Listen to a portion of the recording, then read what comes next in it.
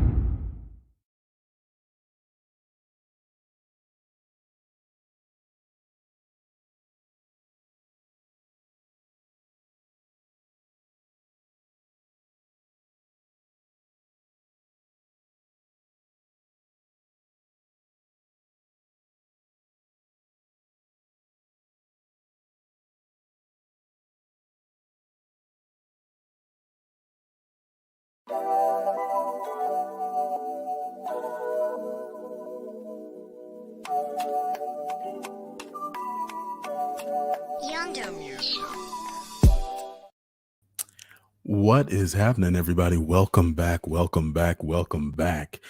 Your dreams were your ticket out. What's going on? This is Story Time with Julian, and I am your host and lead griot, Julian. And it is so good to be back with you all and to see you all here in the space.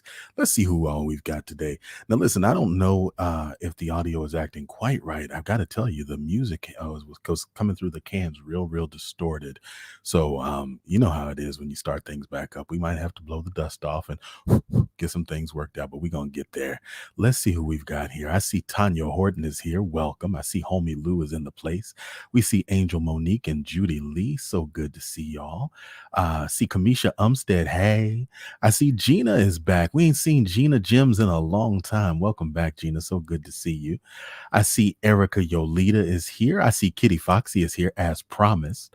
It is so good to see you all back in the space. And I know there's a few more of you all who are here, but who have chosen not to announce yourselves just yet. And that's all right. We'll all just take our time kind of getting back into it and getting back into the thing. So tonight, we are at episode 90, and episode 90 is entitled Wakanda Shit Is This? Uh, because I ain't got no good sense and I like puns. So what kind of shit is this is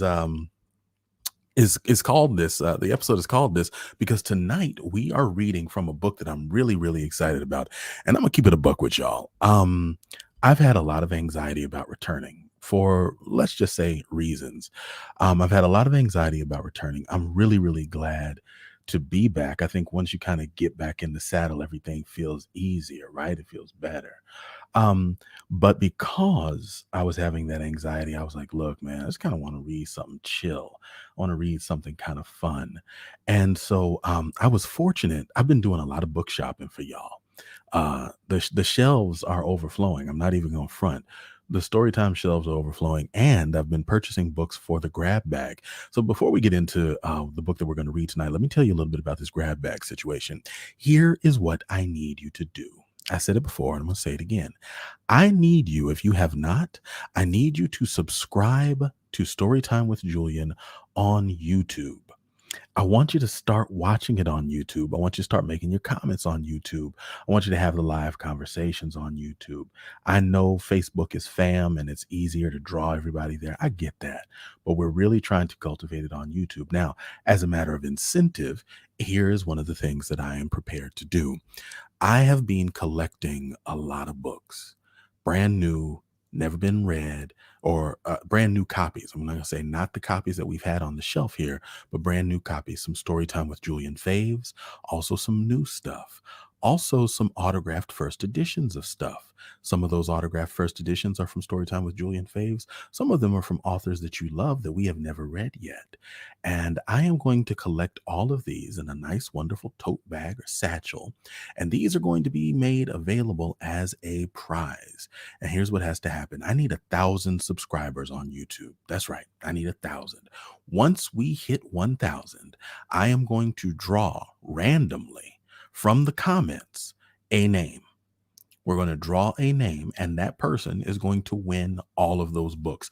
They will be shipped to you with some Storytime with Julian swag, with all the autographs intact. All of that will be yours. But before I can give those up, I need 1,000 subscribers.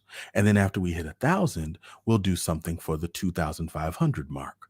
And then after that, we'll do something for the 5,000 mark until we grow this thing to be as big as this thing deserves to be. Now, if y'all really like this, if y'all feel me, if y'all with me, then this shouldn't be a problem.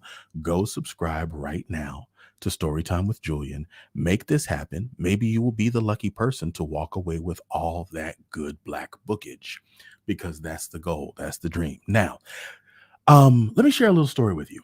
When I first moved to New York City, I was just leaving St. Louis, coming into New York, and I was real anxious.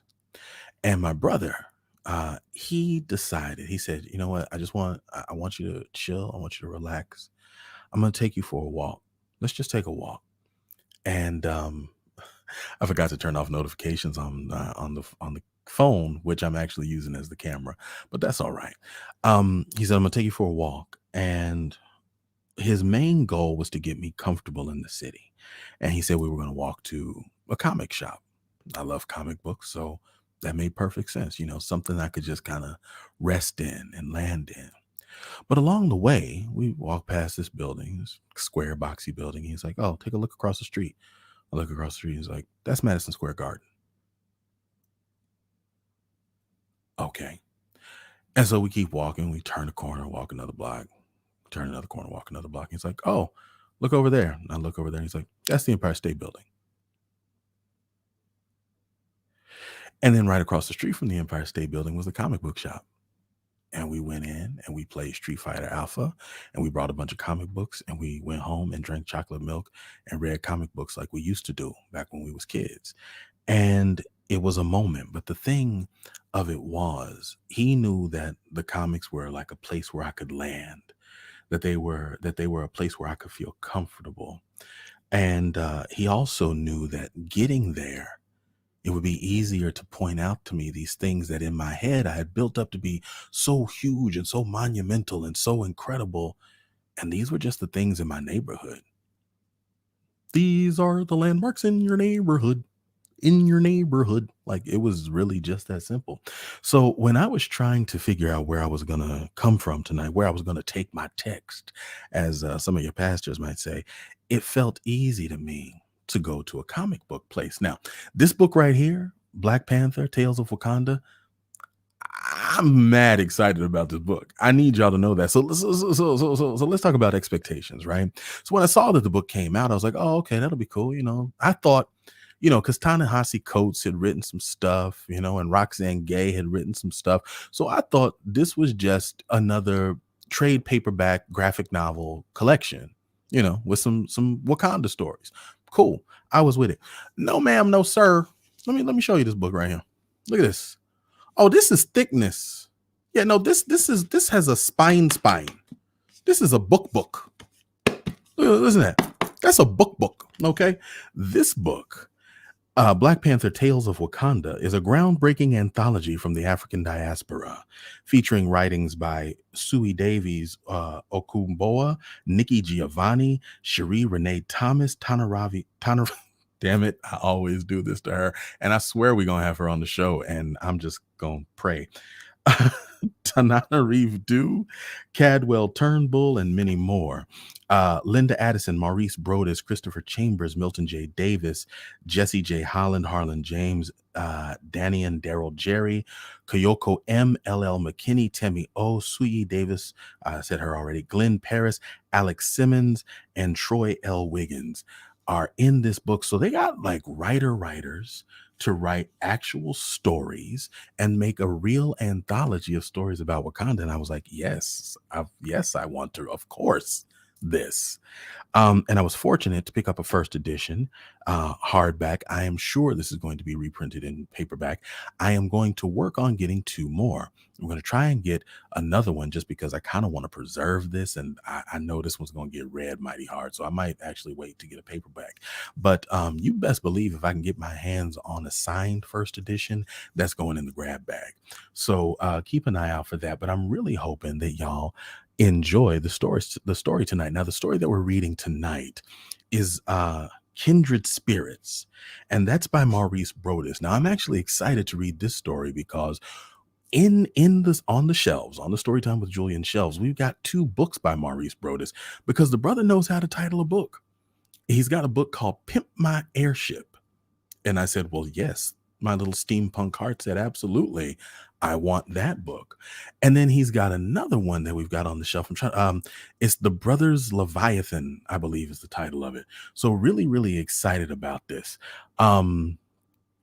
I'm excited to see what his style is because you know how we do. There's always cold reads. So we have not yet cracked the spine on any of these. Listen, I've been buying these books waiting to be able to share them with you. Sitting here looking at them like, oh, I can't wait to read these stories, but I can't. But now I can because we're back. So before we dive in, which is going to happen real soon, let me tell you what else we've got right now. This is episode 90, y'all. And this begins the countdown to our 100th episode. So if we do 2 episodes a week, as we normally do, then within 5 weeks, we will be at episode 100. At that point, a lot of things are going to change. Storytime with Julian, as you know it, isn't going to be the same. We will do live reads on Thursdays, but on Tuesdays, we'll have shorter pre-recorded reads that will be YouTube only. I am taking on 3 new podcasts that I will be hosting and co-hosting. So I've got to work time a little differently. I've got to juggle time a little bit differently. There's also going to be some changes in the branding around Storytime with Julian because we're growing it. We're absolutely growing it and we're pushing it and we're making the necessary changes that we need to do to make sure that this thing can advance and can be seen by more people. All right. Now, I've said so many words. It's good to see. Who else do I see? I see Ben Yell joined us. I see that Kirk, my man Kirk, is here. What's up? Judy Lee switched over to the YouTube. That's what I like to see. Thank you so much, Judy Lee. And again, tonight we are going to be reading from Black Panther Tales of Wakanda. Let me go ahead and we're going to switch the screen, switch the banner up, and we're just going to jump right into it. All right. Let's make this happen.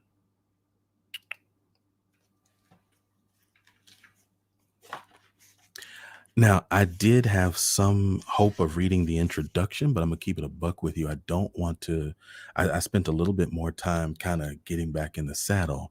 And so I don't want to waste too much time and have us go on for too long. I know everybody's kind of getting accustomed and getting used to it. So we're just going to work our way in real easy. All right. This story is called Kindred Spirits by Maurice Brodus. I'm going to take the dust jacket off because I don't want it to get messed up. There we go. Watching Wakandan people through a series of cameras and satellites is not exactly spying, if they're family. Sort of. Well, maybe the whole idea is fried.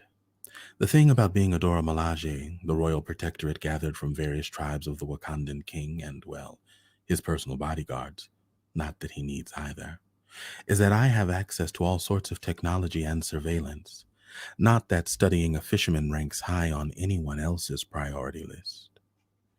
Just outside of the Crystal Forest, home of the Jabari cult, an old man gathers his catch. Still strong and able, though he's seen his share of days, he hops out of his boat onto the white sands of the beach and heads to his village, passing farmers tending to their fields. That's life in my home village. One I couldn't enjoy because of the politics of who I am, queen of the Jabari cult. Since T'Challa keeps the peace between the tribes of Wakanda with the chosen Dora Milaje, I'm a walking international incident waiting to happen. The spying thing probably doesn't help, but this is the village where the family I never knew comes from. Until recently, as far as I knew, I was born Shante Giovanni Brown. I gave myself the name Queen Divine Justice. Come to find out that my true Wakandan parents named me Ke'athuna Asira Davin, meaning the peace of God. But ever since I was sent away, I've known anything except peace, or for that matter, divine justice. I pan the camera back toward the unspoiled Nyanza Bay and stare out at the water for a while. That's when I see it. A fish bobs to the surface of the water, then another, and another. Soon 100 or so float in the bay, their lifeless eyes staring up at the sun. Not sure if this is a thing, I hesitate, uncertain of the protocol in this situation. This is one of those moments when I try to talk to my mom and dad. Anywhere else, I'd probably be labeled crazy, since they were killed when I was a baby and I don't even remember them. I only have a vague impression of who they were. But here in Wakanda, they're all about talking to their ancestors. Heck, I work for a guy who talks to spirit cats that date back to the dawn of time, so I'm in good company.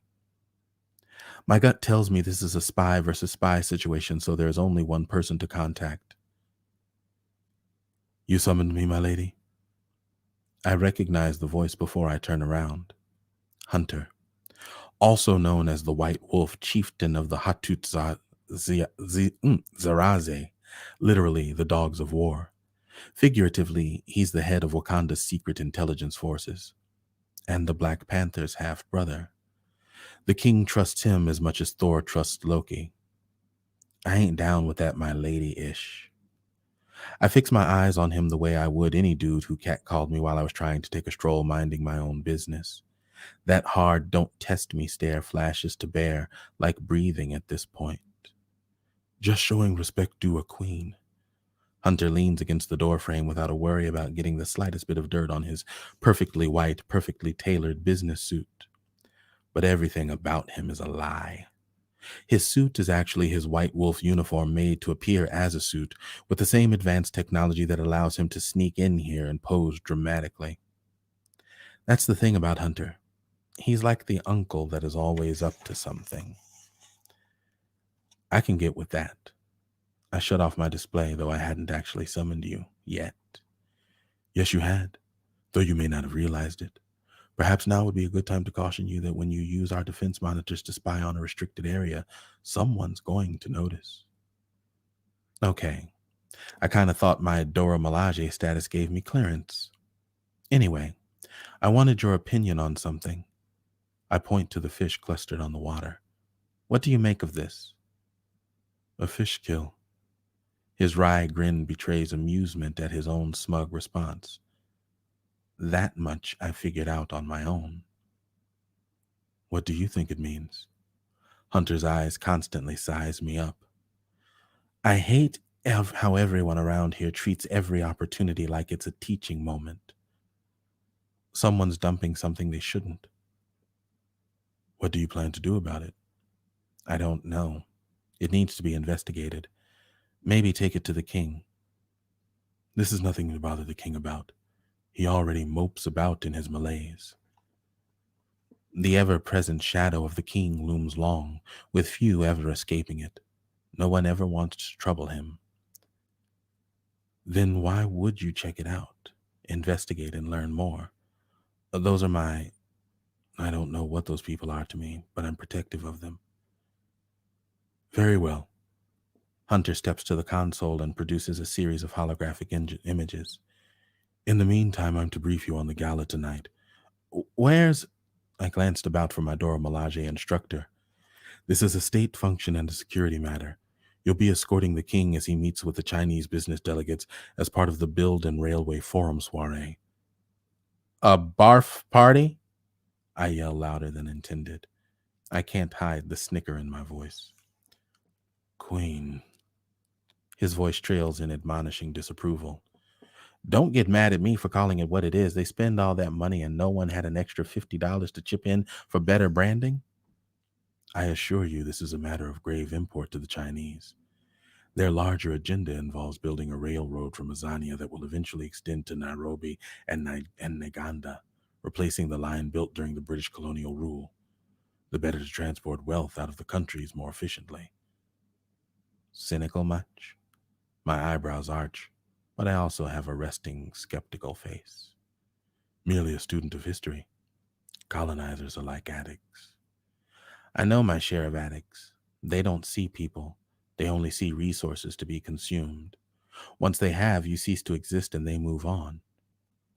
Rotating back to the monitors, I see the fish drift to the shore and rot in the sun. They dump whatever they want, destroying our rivers, our quality of life. As long as we continue to be the object of their irresponsibility, injustice, and humanity, our entire continent and way of life is in jeopardy. Welcome to the new colonialism, plundering nations with a checkbook. I talk with my full chest now. Hunter tilts his head like he's surprised by my answer, and the Black Panther sits idly by while it happens. You could at least try to hide your resentment of the king. It's not resentment. I simply hate the lies and hypocrisy of Wakanda. I have one motive, to defend and to serve the kingdom of Wakanda and its king. I do the dirty job so that my brother and his father before him could keep their hands clean and blameless. You're a white dude trying to speak on our behalf. I am the son of its king. When he was a baby, the plane carrying him and his family crashed into an outlying area of Wakanda. T'Challa's father, adopted him. Hunter's been sort of overcompensated on the loyalty thing ever since. His Hatut Zarai are reputed to be the most loyal of the many secret services operating on behalf of Wakanda, almost fanatically so. He never let little things like torture, assassination, and brutality slow his role any, which is why T'Challa eventually dismissed him. Hunter's been slowly working his way back into his brother's good graces, from freelancer back to player in the game. For a decade, I was the lone son of King T'Chaka and Queen Niamey, until T'Challa, The king's biological son arrived. Niami died in childbirth, T'Challa's childbirth. And you lost your parents all over again. Hunter stared at her. You have no idea what it's like to be colonized within your own family. We have a lot in common. My voice trails off as I catch myself with the observation. I hate it when bits of accidental truth slip out. A moment passes between us, the communion of loss in the silence. Being adopted into royalty doesn't make up for being dealt a rough hand. I'm just as lost and lonely, surrounded by all the trappings of wealth and power, always struggling to fit in, to find my footing, to be accepted. You need to get ready for this gala. Hunter shifts noisily. You don't want to be late for the gathering. Aren't you coming with me? No. My brother, the king, does not require me there. I understand Hunter giving the shindig a hard pass. People only knew of Hunter in relation to T'Challa or his father. It's difficult to find your place in a family with a celebrity in it. Everyone approaches you only interested in your famous relative. It may take a half a dozen questions before they even notice you exist as your own person. It's got to be doubly rough when you are the older brother and the younger is king, the favored one, the wanted one. Without another word, Hunter activates his cloaking technology and fades into the background like an annoying ghost, remaining unseen. Life in Wakanda always feels like part pageant. Life as celebration, using any event as excuse to showcase our culture. The drummers announce the entrance of the Dora Milaje, falling into rhythm so we can step in a choreographed dance like Alpha Kappa Alphas on steroids. Though there's something extra to it, like I'm tapping into the source of the very spirit of our dance. Only once our performance has ended do I settle down to business. For once, it's fitting that the Dora Milaje have me outfitted in my standard dress like a dinner party might break out at any moment. People look through me as I walk, at best cognizant of my position. A businessman approaches me with an appraising gleam in his eye. I wave him off with a snarl and my hand reaching for a weapon. After grabbing a plate full of those bacon-wrapped shrimp things, I withdraw into my thoughts. China is the big player in Africa, while the U.S. still thinks of it as just one big country too far away and too poor to care about. China sends delegates and corporate representatives to the capital of every nation in Africa every year to be hosted at I refuse to call it by that ridiculous name, party, all to secure various infrastructure projects. Over 10,000 Chinese firms are doing business in Africa. None in Wakanda. That's why the surrounding nations from Azania to Niganda quietly resented T'Challa. Not that the king expected to be celebrating for ending Wakandan isolation, but as far as the surrounding countries were concerned, it was like growing up hungry only to find out that your next door neighbor had been gorging on burgers the entire time. Then, without fanfare, the king arrives. I know he's here the way you knew any cat was in the room, the way my bladder suddenly felt full as if I might be potential prey. An indefinable sense of presence, watching you, tracking you, hunting you. His black cutaway coat with Wakandan patterns embroidered at each cuff about his collar has a regal drape.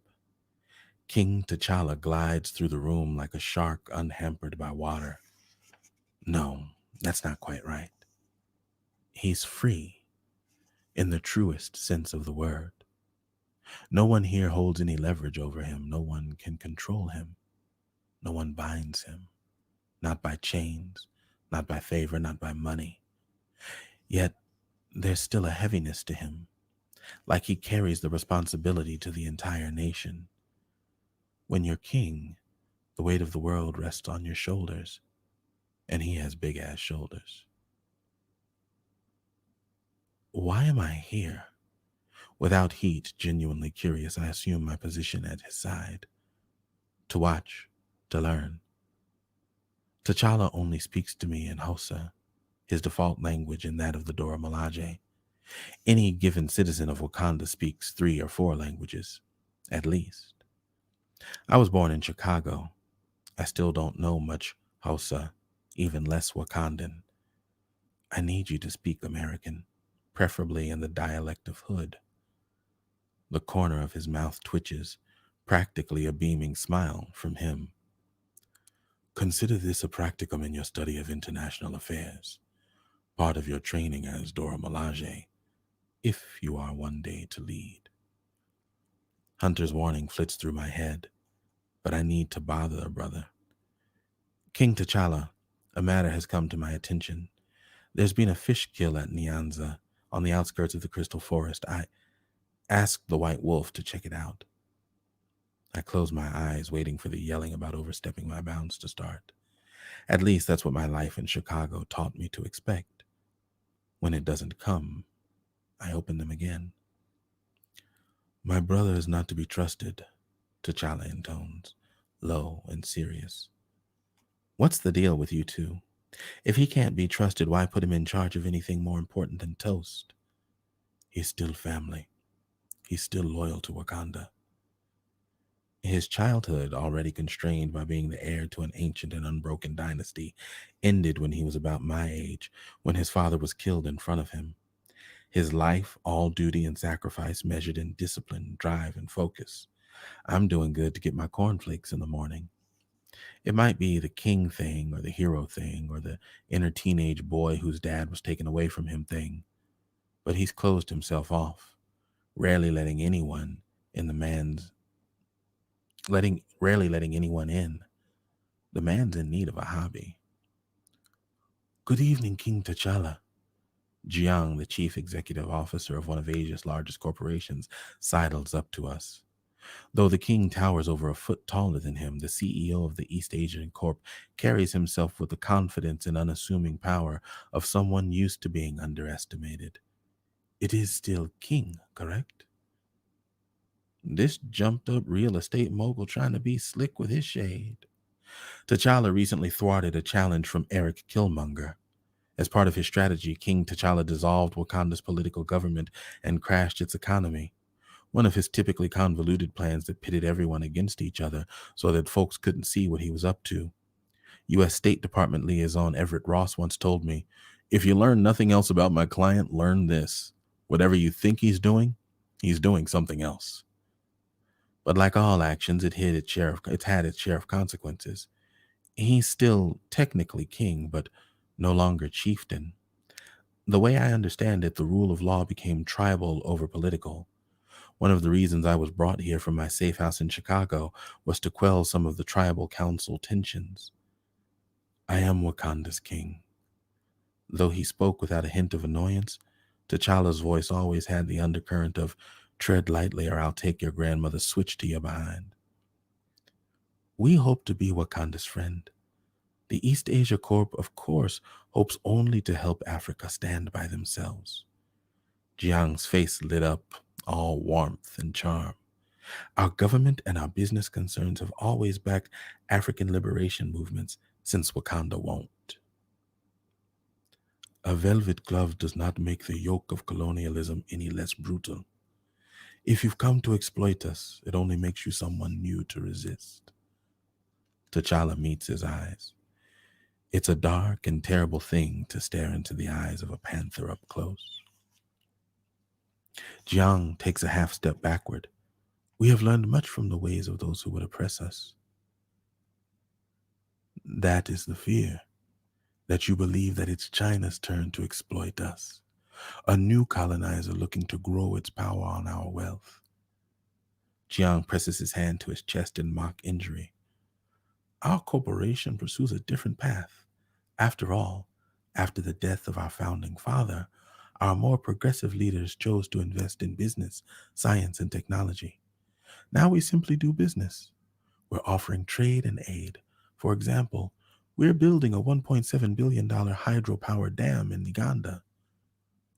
Jiang leads the way to the center stage with a hand flourish. A three-dimensional holographic rendering of the edge of Uganda appears, an ancient shoreline on the far side of Nyanza.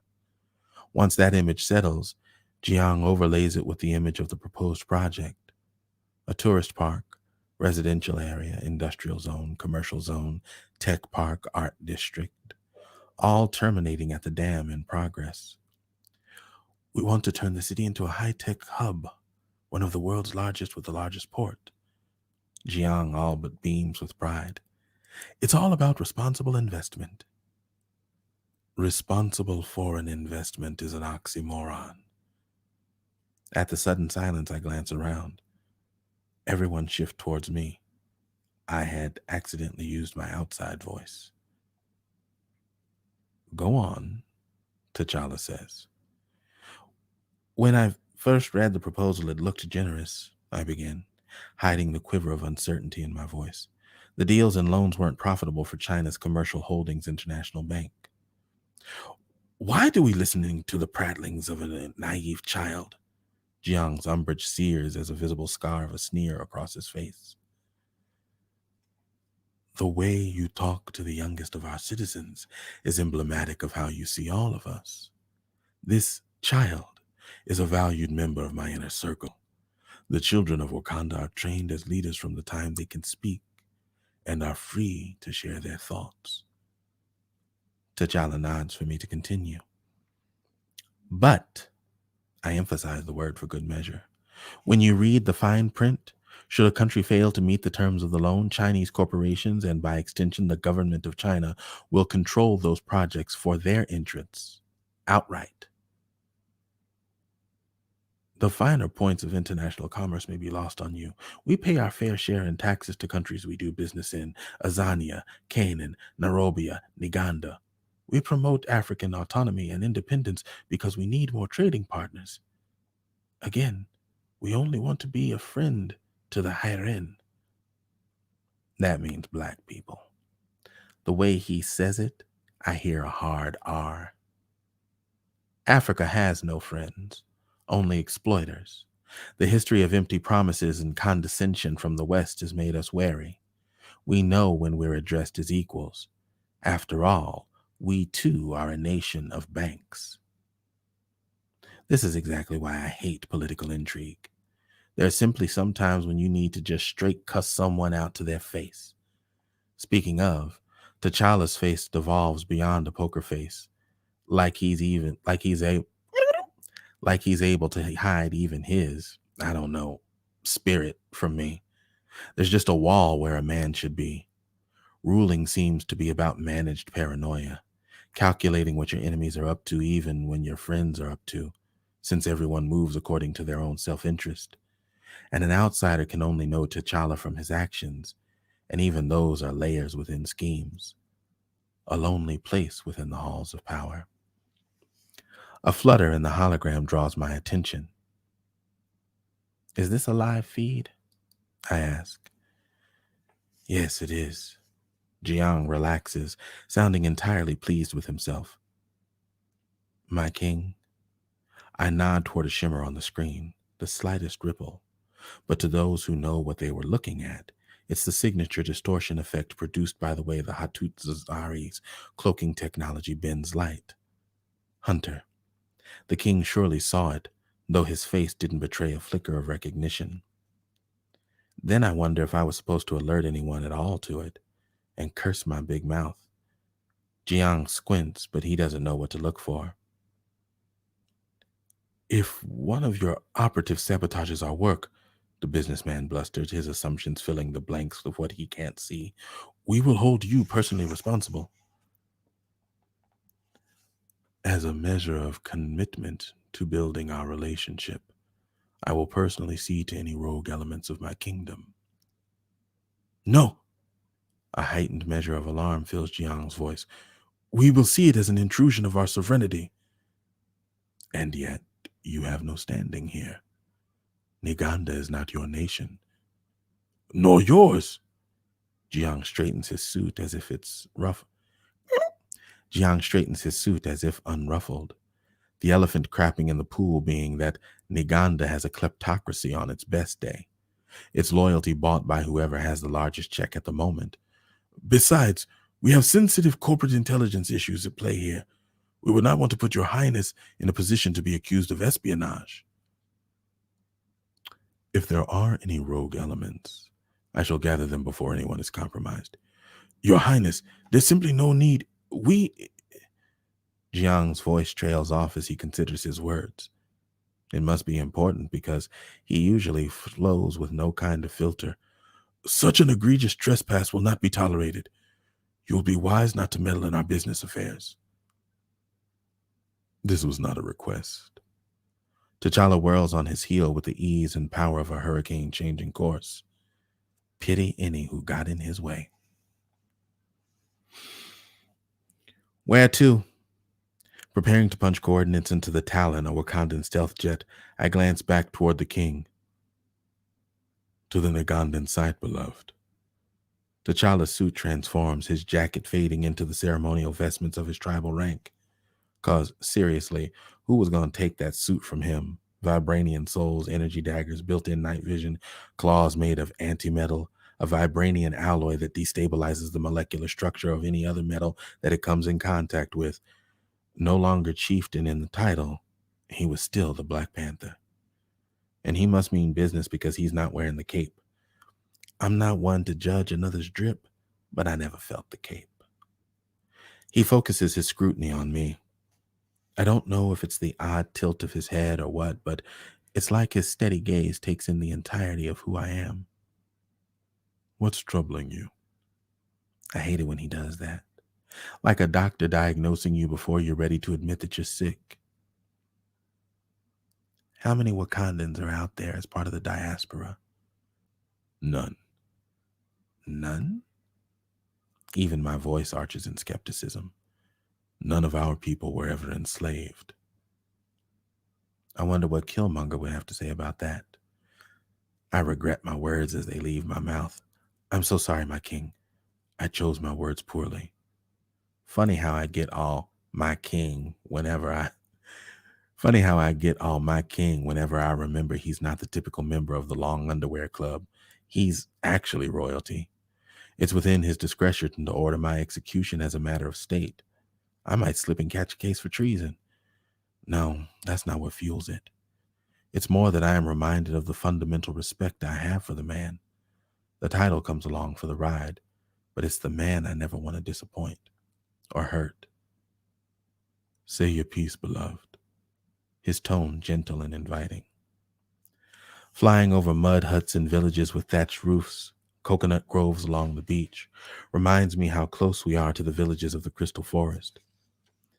It's just that while even Ghana welcomes those of us from the diaspora home, it feels like Wakanda has turned its back on us. I feel myself getting heated. Like all the years away from my tribe, hidden away in Chicago, all the things I'd seen, all the moments I lost, bubble up as anger. What have you invested in your brothers and sisters? I shouldn't have to convince you that all Black lives matter. For what felt like years, silence sits between us. Did I offend you, my king? I am so conscious of my words that I tread extra lightly. I read your assessment regarding the banking deal. His voice is inscrutable as his face. He taps his Kimoyo card. Kimoyo is Bantu for of the spirit. It's the name of the Wakandan tech that works like a supercomputing tablet. You have some observations. Remember, we do not play their game on their terms. I am adjusting your suggested protocols. He pulls his mask into place. We're almost there. Be sharp. The white wolf skulks in the shadows of the castle remains. He's plainly up to something I just can't tell from up here. T'Challa doesn't wait for me to land. He opens the Talon's window above him and leaps out with no parachute. I like to say that I'm used to his sort of action, but my heart nearly squeezes my throat shut. I know enough not to cry out in concern and search for the nearest landing spot instead. Though I manage to land ahead of him, he passes me without acknowledgement. The wind blows through the leaves like the whispers of ghosts, louder than any sound making his passage. The scariest thing about T'Challa when he's in Black Panther hunting mode is his eyes. Unknowable black mirrors. Everything becomes prey to him. Always stalking, always 3 steps ahead. It's exhausting to watch, so I can't imagine what it's like to live like that. Fun fact, The Castelo de Sao Jorge de Mina in Elmina, Ghana, was the first trading post built in the Gulf of Guinea, the oldest European building south of Sahara. It became a key stop on the Atlantic slave trade. It wasn't the only slave fort built. Slave traders constructed the forts in the most defensible positions, fortified against pirates and other European nations they were at war with. The Portuguese demolished the homes of villagers to make room for them, the same way folks tore up our neighborhoods back in Chicago to make way for the highway. One such fort occupied the bay on Nyanza. A dry double moat surrounds a huge rectangular castle along a rocky perch above a dam. The whitewashed fortress, 5 stories high, surrounding a stone courtyard. The ruins of the inner facade of the bastions built from limestone and bricks. From the remains of the tower's windows, like empty eyes, stare over the ground-level warehouses that once stored gold, brandy, tobacco, weapons. Below them, the dungeons. In the eerie silence, I hear the wailing of my ancestors. People left to languish in those prisons, waiting for the slave ships to collect them. Their food passed to them through iron gates. No toilets, no bed berths. Only the small holes at either end of the ceiling for light or fresh air. Untold hundreds died there in the oppressive heat, left to an existence of terror, death, and darkness, until one day the fortunate survivors passed through an unassuming gate, the gate of no return, where they were loaded into ships never to be seen by their kinsmen again. In the slave fort's shadow was the dam. "Hunter, stand down." The Black Panther shouts with the authoritative voice of someone used to being obeyed. "My king, the last charge is almost in place." Hunter doesn't look up. "Do not do this thing. This trespass is a matter of state." "Command me in all things, my king. Tell me not to reveal the truth, and I will submit." T'Challa pauses an extra heartbeat. There is an unspoken language between siblings, the knowing nods and furtive eye glances, the deep nuance of understanding. But this may be one of those better to ask forgiveness than permission sort of situations. Hunter taps his Kimoyo card. The entire courtyard trembles as a series of explosions erupt all about us. I cover my head and duck behind the remains of a tower. None of the explosions shudder near us, but rather along key points of the dam structure, dropping the outer concrete wall like a heavy stage curtain. The water slowly drains from the lock within the bay. "What have you done?" the Black Panther asks. As the water continues to empty from the man-made lake, it reveals more of the cliffside of the fort. I'm not sure what I'm looking at. Machinery, at first looking like mechanized scaffolding, until the entire picture coalesces in my brain. A warship, easily as large as Niami-class mothership. A battle cruiser. That's not all. Hunter gestures for the king. The station is stocked with experimental magnetic-powered reverbrium weapons, ballistic weapons, electromagnetic pulse-based weapons. It's an entire first strike operation for a private army. I suspect similar Chinese-built stations at each hub in all of the nations surrounding Wakanda. This is why they're being so aggressive with their aid, I say. "Why didn't we know about this before now?" the Black Panther asks. "It was an underwater operation. I would need authorization for such observation without violating agreements with our neighbors."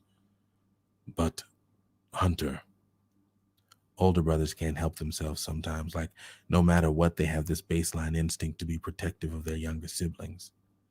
I start doing the math and eventually carry the one. True to form, I realize that White Wolf manipulated me to maneuver the king here.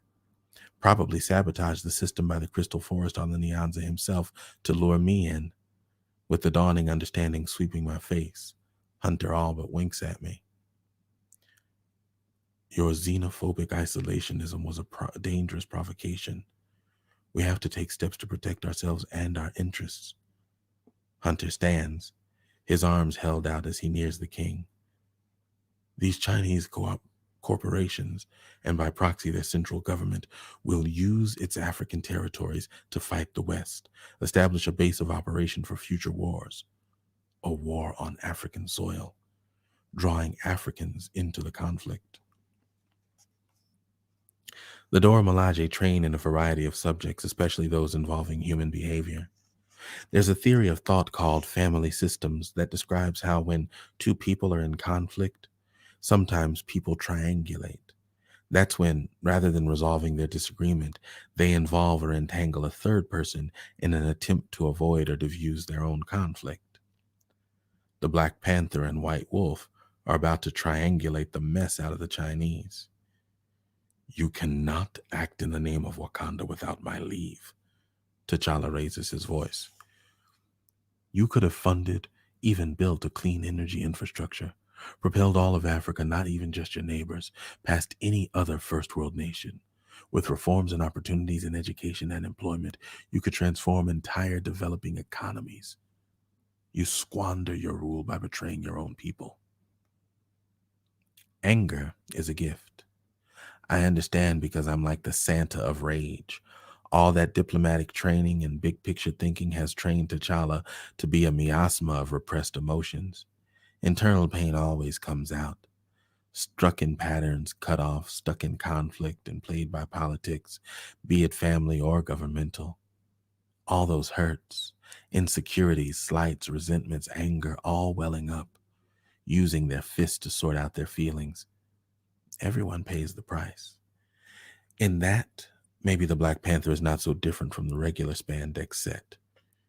You dare. The Black Panther never hesitates. He leaps into the air, going into full flip mode, dodging, cartwheeling. The way his body moves makes no sense. Clawing at the White Wolf, then diving away, not allowing the dude to draw a bead on him. I duck behind a pile of fallen stones.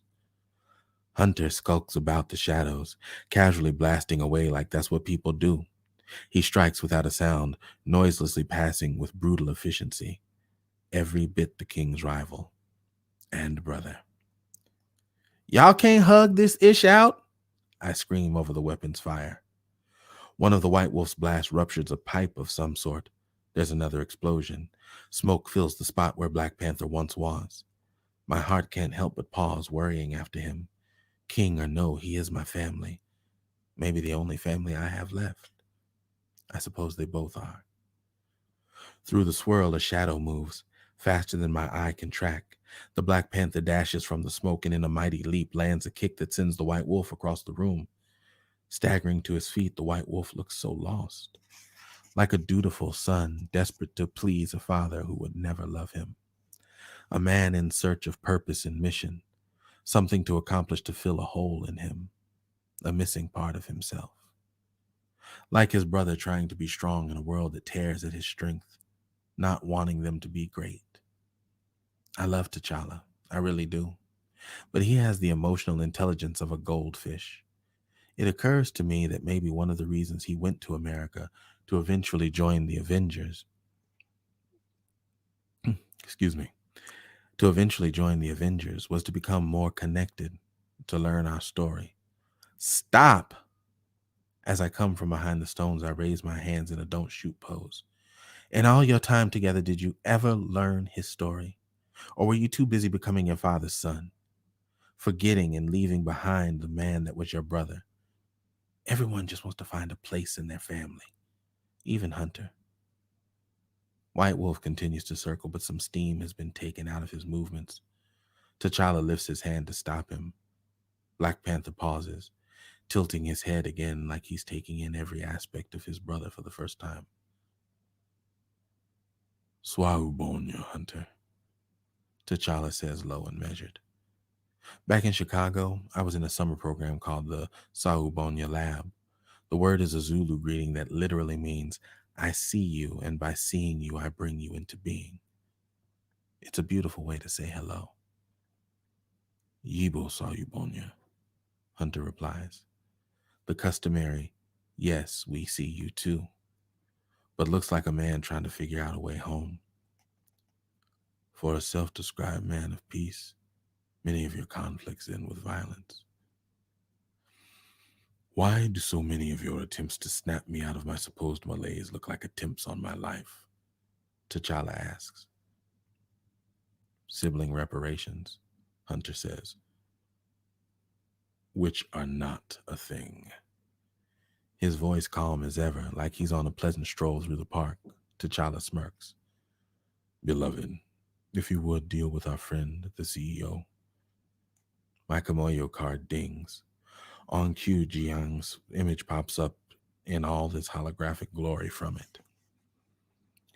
You are encroaching on private property uninvited, violating our agreements with Niganda, guilty of industrial espionage. His clipped speech builds up a head of steam. We had reason to believe that there were other actors who might engage in military aggression. Wakanda does not interfere on the affairs of other governments. However, foreign corporations pitting allies against each other in a costly military conflict is a game we won't abide. We are cautioning you, Your Highness, Jiang begins. Caution all you wish. We cannot allow such a gesture to go unanswered. The Black Panther removes his mask so that Jiang stares into his eyes. Beloved, can you illustrate for him what a nation of banks can do? Yes, my king. I activate my protocols, which T'Challa revised. He knew.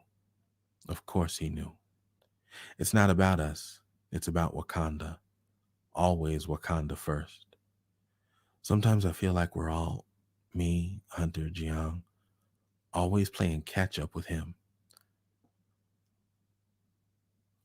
Through a series of international shell corporations, King T'Challa begins, the nation of Wakanda has purchased all available shares in the bank handling the financing of your deals, enough to initiate a proxy battle for Wakanda to assume all African loans. At the very least, this will bog down the hostile incursion for years. You really don't want to see Wakanda flex, I add. This, Jiang studies his unseen screen. You can't. This could all be a misunderstanding, the king continues. Elements of your corporation not informing other elements of such preemptive military escalation. No one should misinterpret our restraint as weakness. Our next response shall be equally preemptive. I am shocked that I was not looped into such a military escalation effort by my underlings. Jiang strokes his chin. If I were to advise my board about how best to de-escalate the situation, what could I pass along? That this installation and all such first strike base stations cease operations. My brother will oversee this. Black Panther nods to the White Wolf. Though you are encouraged to follow a course of rebuilding the infrastructure you promised. Jiang's face acquiesces before his image disappears. Without another word, the White Wolf turns to find whatever transport he took here. T'Challa leads the way back to the Talon but pauses. Without quite turning around, he says, You should report to your home, the palace, when you get back. Hunter angles his head in consideration and nods. Are you too good? I ask. We are brothers, T'Challa says.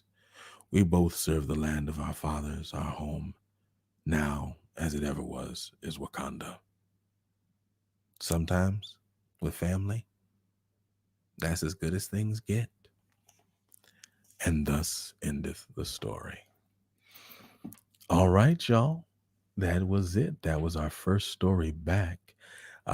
Episode 90, Storytime with Julian, and we read Kindred Spirits by Maurice Brodus as it is presented in the anthology Black Panther Tales from Wakanda. Now, as I am wont to do, let me go ahead and clear this away, and then I'm loving to see what, if anything, you all had to say. But as I want to do, let me go ahead and put that cover up for you so that when you go to your local bookstore, hopefully your black bookstore, you know what to look for on the shelves. This is the cover, Black Panther, Tales of Wakanda. That's what it looks like. I'm not going to front. I found that hard copies in bookstores are harder to find. I was fortunate to get the one that I got, but in subsequent trips, it has not been easy. Now, I haven't hit up our online friends, but we will be touching base with our good friends over at Harriet's to see what they've got in store. But I encourage you, if you liked this story, or if you're just curious how some other authors take the nation of Wakanda and the stories thereof and put their own spin and their own flavor and their own taste on it, I would encourage you to pick up this book. I liked this story. I'm not gonna front, it was a little bit dry for me. A little bit. I don't enjoy so much reading political espionage. I felt about it kind of the same way that I felt about the movie Captain America and the Winter Soldier. Like it just had kind of I got it. Like there was a lot of, there was action happening. I could see what was going on, but it just wasn't quite my flavor. Let's go to the comments. I don't see a whole lot of them, but that's all right. But listen, let me know how you felt. Let me know if you like this. Do you want us to come out of this book again? Because like real talk, we have so many books. Like not for nothing, I could legit take one story for the next 10 episodes for sure. I could take one story out of every new book that we have, and I still don't think I will have touched all the books. We have so many untapped books, but we can always revisit this. Let me know in the comments what you think about it. But let's see. Um, Hey, that's what I love about my admins always being on top of things. You can find Black Panther Tales of Wakanda at Harriet's Bookshop. For those of you who are on Facebook, you can go ahead and click that link right there in the comments. For those of you who are not, who are viewing us on YouTube, as you should be, I'm gonna need you to go ahead and type that link. Type it with your with that. Type it into your browser and go ahead and find our friends. Good to see Dr. Linda Chavers here. She said it's so nice to close her night with this. That's what's up. Tauntaun asks, is anybody else seeing Chadwick in your mind's eye when they talk of T'Challa? Listen, I every time I was reading it, I was like, man, you need to go and work on a Chadwick Boseman T'Challa impression. And I think I will. Like if we do end up revisiting this, I'm gonna work out that impression so that I can get that laid out. And when Tauntaun comments, she comments on both platforms. So everybody else, y'all slipping. Y'all slipping. Angel Monique says, yeah, this stings a bit. And my boy Tony Agent, what's up, Tony? Good to see you in the building. Tony says, this isn't fiction. Word life. Like, I yeah. I've been posting about this stuff on Facebook for years. Just little hits here and there. But there ain't a thing about this that's fiction. Not even a little bit. Angel Monique says, well, then we got a hello from Olivin Boo. Good to see you. Judy Lee agrees with Tanya that, yes, she can't help but to see Chadwick. And I would imagine that most of us are in kind of the same boat. Yeah, this line, the emotional intelligence of a goldfish. And she was talking about the Kang. That's the Kang that she said about that. Vanessa Vincent said, agreed, not my favorite read. And I get it. This was a brand new one. So we will at some point come back to it, but continue to let me know your thoughts and your feelings about it in the comments. Let's see. Let me check out the time. I see that my clock is already, the lighting is already changing color, which is one of my indicators that we are close to time. But that's it, y'all. We're back.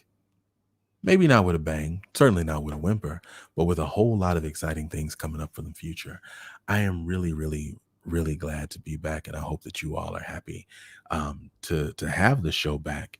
There will be more updates in the future. This is just Tuesday. Thursday, I'm going to try and do a pre-read episode.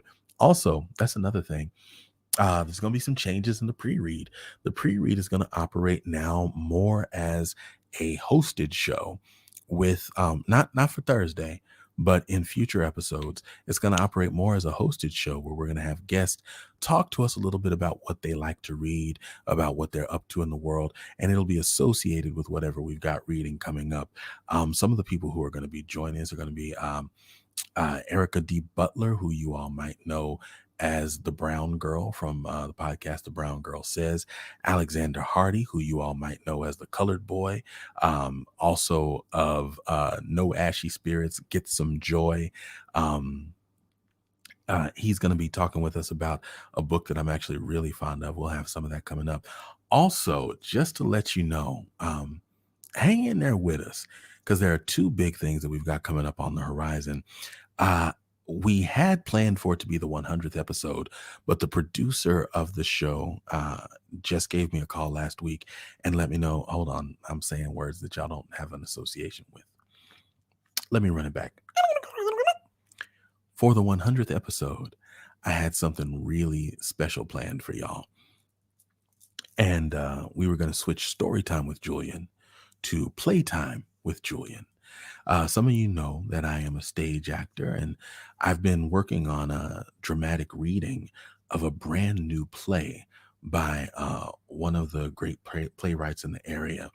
And the play is about the life and times of James Baldwin and a particular night that James Baldwin, Maya Angelou, and Miles Davis were chilling together. And it's been a real pleasure to read this play for the producers gallery as he was kind of getting things together and making his notes. The play is going to be debuted off Broadway in New York coming up real soon. So unfortunately, I had to pull back the plan, but we are going to do a live reading, a table read, if you will, of that play here on this show around about the end of June. So the end of June, maybe early July, Storytime with Julian is going to turn into Playtime with Julian. And some of my homies, some of my friends are going to get on the microphone with me and we are going to do this play. And it's going to be great. I think you're going to love it. Also, in the down the line future, in September 23rd, I believe, we are going to have Disha Philyaw, whose name you might have been seeing all over the place from The Secret Lives of Church Ladies. She is going to join us, and we're going to be reading from her book. Alexander Hardy was able to do a cook along with her recently. She's got a wonderful story in her collection that's all about peach cobbler, but I don't think we're going to visit that one. I think we're going to visit a different one. But we've got that and more coming up real soon. So I just want you guys to know that we're going to continue to switch things up and bring you new authors, new experiences as often as we can. I'm looking forward to breaking in some of these new books with you coming up real soon.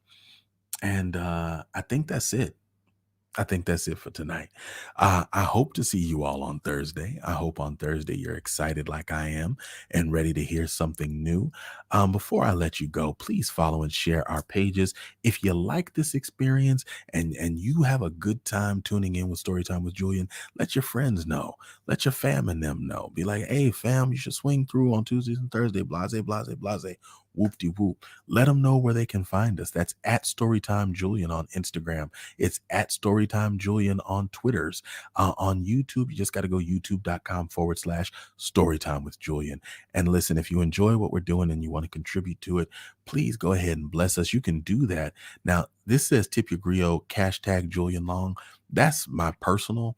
You don't have to do that unless you want to do something for me. But when you want to do something for the show, it's actually cash time, cash time. You know what? Send it to this one because I'm gonna mess around and say the wrong thing, and then y'all gonna send money to some rando. You can send it to this one and just mark it for story time, and I'll transfer it over.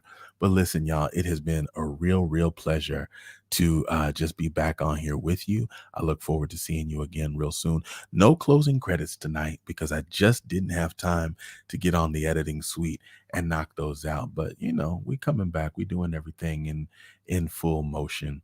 But yeah, let me remind you again, if you haven't yet, go to YouTube and subscribe. I'm trying to give away this bag of amazing books, y'all. We got a collection of some dope books, some of them autographed by the authors.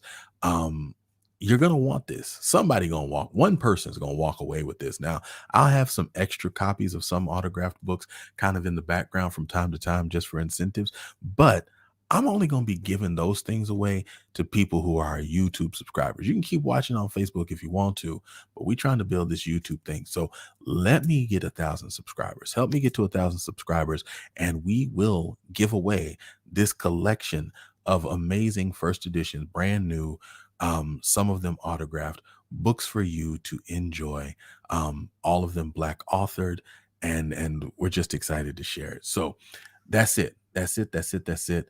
I don't have anything else to say. I love y'all. It has been great to have you. I see Erica Yolita is cracking jokes over here. Judy Lee says that she's missed y'all. I've missed y'all too. I've missed you, Judy Lee. I've missed everybody. Thank you for continuing to support Storytime with Julian. This has been episode 90, and we're done, y'all. Peace.